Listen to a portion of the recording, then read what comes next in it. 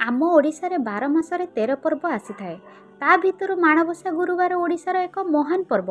एही दिन प्रत्येक ओडियाଙ୍କ घरे झोटी चिता देई माँ लक्ष्मी को पूजा करा जाए। मार्गशीर मासरे समस्त ओडिया नारी माने एही ओषा पालन करिथांती। एही पूजा अन्य देश और राज्य मानकरे प्रचलन नाही। माणबसा और ओषा को लक्ष्मी पूजा मध्य कुहा जाए। एही ओषा को ओडिशार समस्त जातिर लोक पालन करिथांती। मार्गशीर मासरे पूजा घर को धान बेणी रे सजा जाय थाए।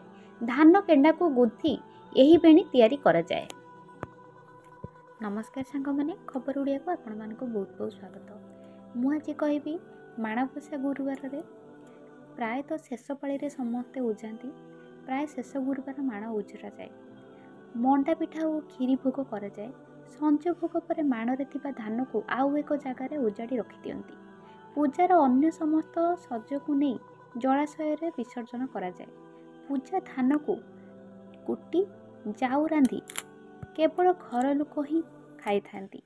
ताकू बाहर लोक को दियंती नहीं।